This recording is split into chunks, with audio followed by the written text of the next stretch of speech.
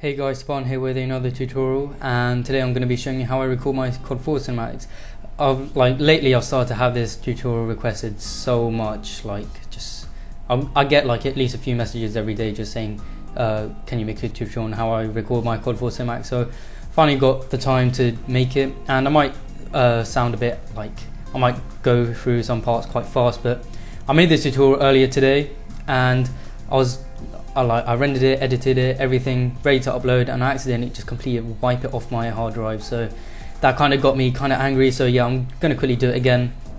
So let's get straight into it. So obviously first you need CoD4, and you want to go to your CoD4 directory, and you really want to make a shortcut into your favorites or something, because going to this directory, having to click through all of it like loads of times gets really annoying. So just make a shortcut to it, and you have your multiplayer, your IDO 3MP. You want to make a few copies of that, because sometimes you need a few windows open to record the kind of cinematics you want, like your soldier or death cinematics, and I'm going to show you how to do all of that with the commands and everything. So make sure to make a few copies of that, and in the link in the description there'll be a link for the download for the CoD4 movie making mod. They don't release it anymore. They stopped it after their latest update, and I don't think you can actually get the installer for it. So I think this is like 1.1. They released 1.2 I think, but I didn't get that, but it doesn't really matter.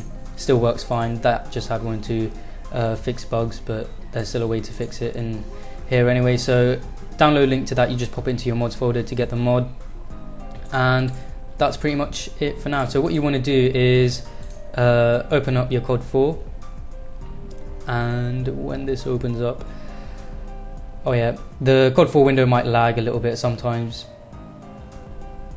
and my theme just got changed to basic. Yeah, the CoD4 window might lag a little bit because Camtasia recording is quite low FPS, and it doesn't really work too well with games. So yeah, you can see I've got 3 profiles, and you want 3 profiles. One for your playing one if you play, so my Subzikid one is my playing one. Recording is the one with all my high textures and configs and skins and everything. Cinematic is the one I record my cinematics on. So on your cinematic profile, you see it's really small and bad quality. If you go into your options, you have your graphics. You want to put this all really low. I don't even know why they're on yes. They should just really be off, and you just want to put all the textures really low and everything.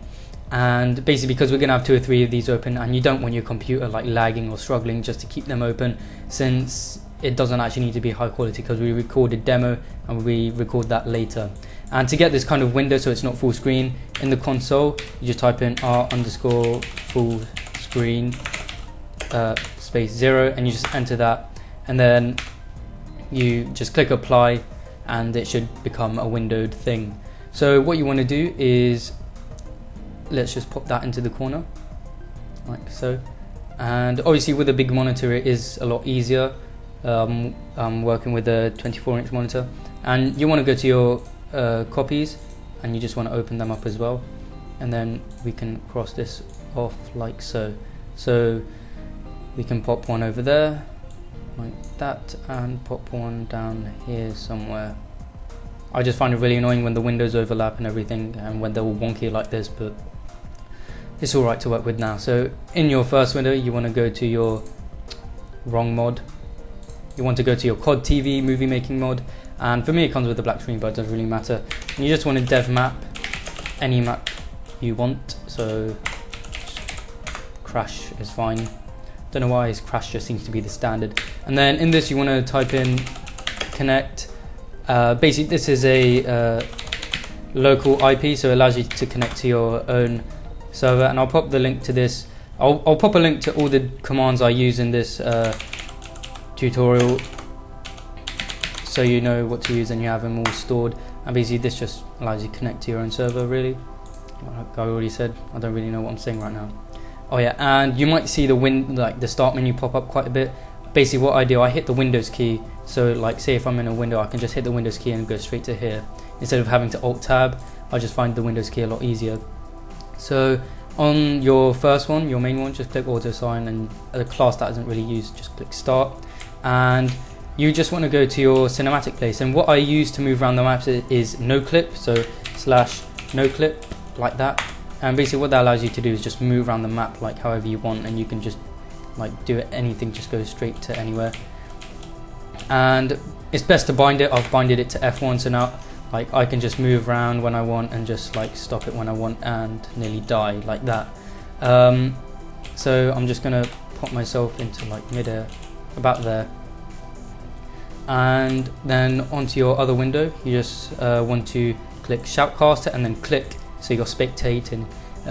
Wow, my accent just went really weird right there. So you're spectating the other window, and basically what this does is sometimes called TV demos, when you play them back they kind of shake a little bit and you get like double frames, and it's really jittery and it's really annoying, and it just ruins the whole like cinematic. So this kind of fixes it, makes it smoother, and it doesn't make it jitter. So nice simple fix for that. And I think that's what they fixed in 1.2, and they added 1 or 2 other features, but that doesn't really matter, I don't think. But anyway, on this one, you say if you want a cinematic of a soldier like running or something or dying, you can bring in your other soldier here by clicking auto assign, and then whatever kind of soldier he was, and again just no clip, just to move quickly around and then to just pop him in place like so. Okay, so if you go back into the main window again, you can see the other window is spectating it. If you go into your controls and then multiplayer controls, you see you have all these movie making binds, and that's part of the CoD4 mod. And you can see you have the add position, and that's basically like a camera position of a dolly camera smooth. If you've ever recorded Black Ops 2, you'll kind of know what I'm talking about. And then you have begin flight, so begin the cinematic like animation spline that you create, and 3 is to clear all the position. Then you can just bind these to whatever you want to, like wherever you find comfortable and like easy. So I've got mine binded to 1, 2, 3 and blah blah blah. So let's add a position. So for me it was 1. Let's start off like around here, kind of low. I don't know, I tend to make my cinematics kind of like this a lot. Click 1, and as you can see in the bottom left hand corner it says position 1 added, and I'm just going to make a simple 2-point cinematic. So go to about there and click 1 again, and position 2 added, and you see they make these kind of ball, like red balls. And what you can do is, if you get into the right position, kind of, oh, there, got it somewhere there, you can see you have F to load position. So if you click F, it will just go straight to the position, and you can replace and remove it, and you can just play around with those. And you can't see the other one because it's kind of underground, because I took the cinematic the point quite low, but that doesn't really matter. And yeah, so if I click 2, you see it starts the flight and it does that whole animation. That's pretty much the animation done. Obviously what you can do is make loads of points, like going around like whoa everywhere. But the only downside to that is that what the CoD4 mod does is it makes a smooth spline animation through all the points. So it doesn't go to each like point to point in a linear like animation. It goes through making like an auto Bezier kind of path. So if you like use the graph editor and After Effects, you kind of know what I mean. But yeah, so you want to be sure, like when you want to keep that in mind when you're making cinematics with like three or more points, and just play around and get used to it really. And yeah, so that's the animation done with that. And now how I play around with my soldier. Ooh, that doesn't really sound too good. Basically, the way I like do like this soldier animation is like, even though I'm in this window, if I click 2, I can still start the animation, and then I can control and like run around and stuff like that. And also another thing, the way I do my death cinematics is a command called kill, and then you type in the name of the profile. So in this case it's cinematic, because it's the cinematic profile. Kill cinematic, type that in, and you see it did that little kind of death animation, and you would have saw it in the other screen. And basically I've binded this to a key. I've binded it to F2. So what this allows me to do is kind of like move, so like move, and then I can click F2 and it kind of does a moving death like that would happen in a real game. So it's a bit more realistic. The only downside is that there's no blood, because he's not actually being shot.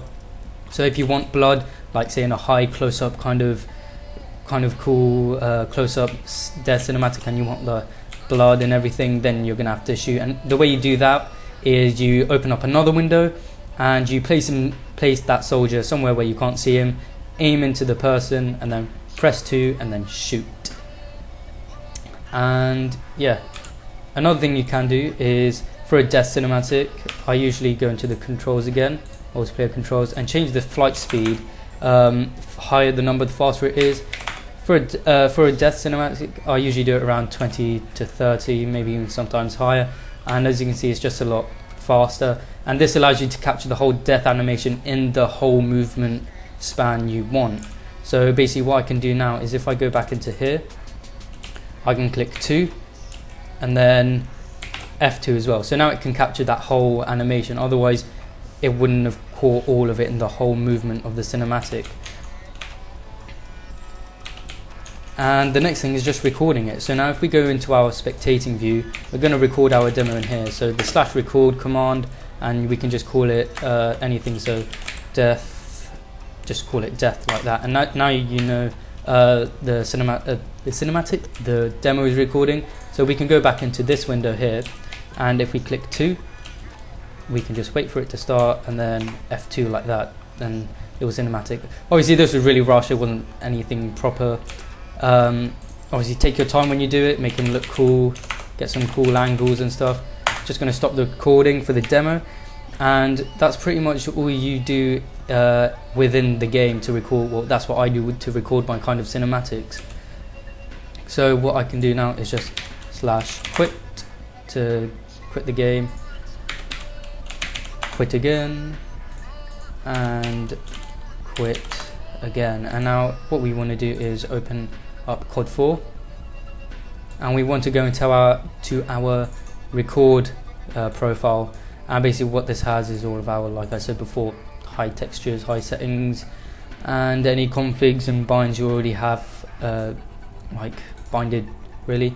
So we only need to open that to actually load the profile. Now if we go into our CoD4 directory, mods, CoD TV demos, and then as you can see, death crash. This is the tutorial I was talking about before, which I casually deleted.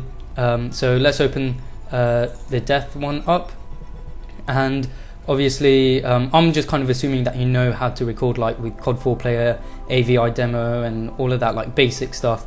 I'm only just teaching you the commands and stuff you need to know for cinematics. So as you can see now, we have our recording here. Click 9 to get rid of all that COD TV stuff, and type in the command cg_draw_gun 0, and that would remove the gun. Obviously if you bind it, you can get rid of it a lot quicker, so because you don't want the gun in the cinematic, and you want to get rid of the gun before you actually start recording. So if you have it binded to any key, just hit that bind button as soon as the demo loads, and it goes straight away. So, and then obviously you use AVI demo or however you record using Fraps. If you do, you can use that to record it, and there you go, like VDub, edit, render, upload, you got your cinematic.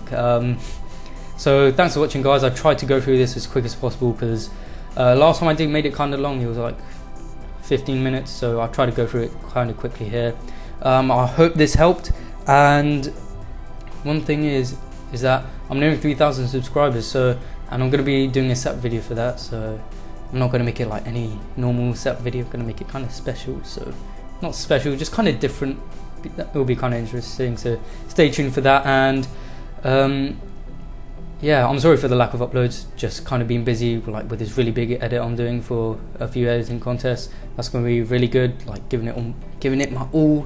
And yeah, don't forget to rate, comment, subscribe if you enjoy this, or if this helped you. Not really enjoy, it's more of a tutorial.